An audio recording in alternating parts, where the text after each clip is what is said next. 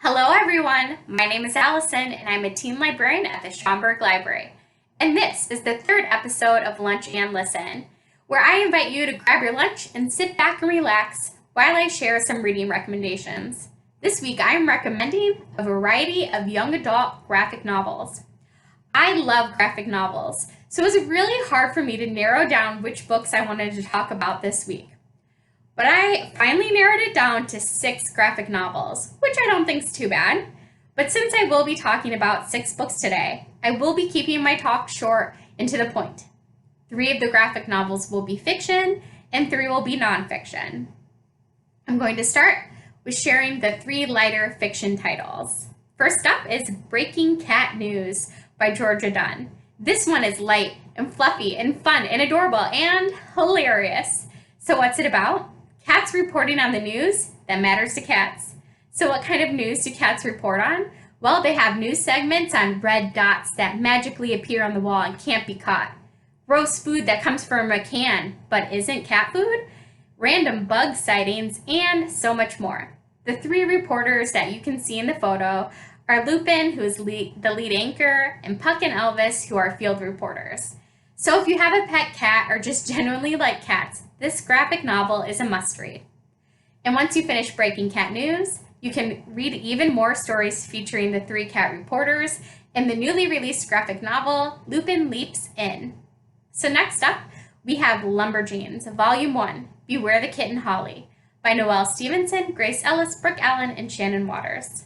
This is a long-running series that has been around for quite a while now, but I enjoy these graphic novels so much that I still promote them any chance that I get. Lumberjanes features Joe, April, Mel, Molly, and Ripley, 5 best friends who are determined to have an awesome summer together and refuse to let any insane quest or the odd supernatural critter get in their way, even if they also have to deal with Jan, their camp counselor who firmly follows the rules, and the strange and mysterious camp owner Rosie. The colorful illustrations bring the assortment of random supernatural creatures to life, and the detail in the characters' facial expressions are a whole lot of fun. Lumberjanes celebrates friendship, teamwork, and girl power. And the last fiction title I'm talking about today is Mooncakes by Suzanne Walker and illustrated by Wendy. This was my favorite graphic novel of 2019. It's charming and magical. Mooncakes is about Nova, a young witch coming into her own, and Tam, a friend from Nova's past, who just so happens to also be a werewolf.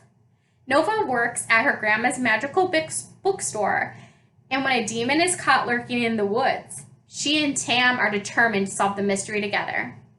Mooncakes is a fun, magical adventure with a cute romance, and like the other graphic novels I talk about today, you can read it right away on Hoopla, so you don't have to wait.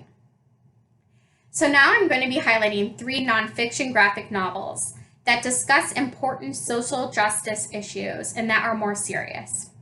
First nonfiction graphic novel I'm talking about today is They Called Us Enemy by George Takei, Justin Eisinger, Stephen Scott, and illustrated by Harmony Becker.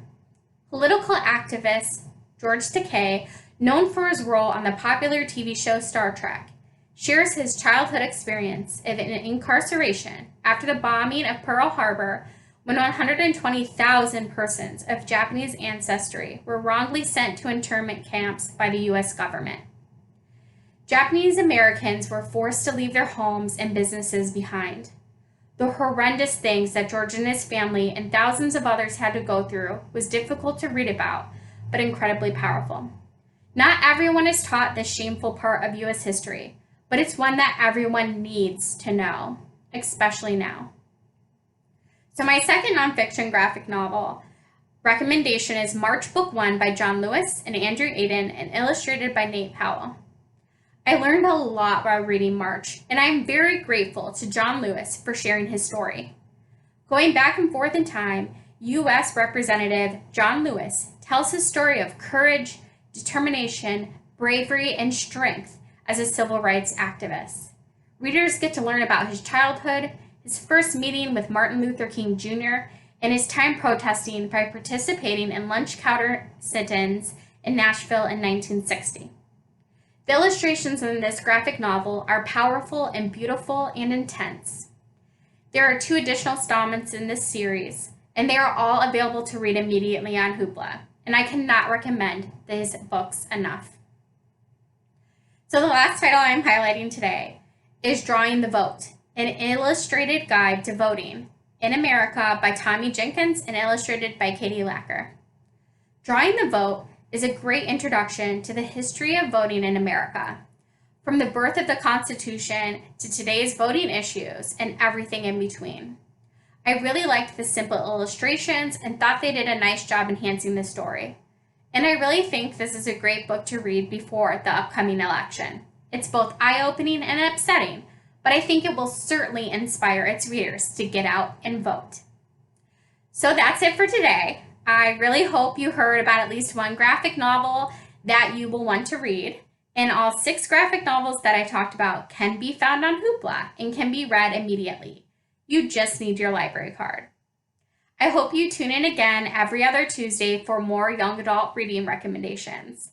A list of the books I discussed today, along with links to past Lunch and Listen videos, are in the description below. Once again, thank you all very much for watching. I hope you have a nice afternoon, and please stay safe. Bye!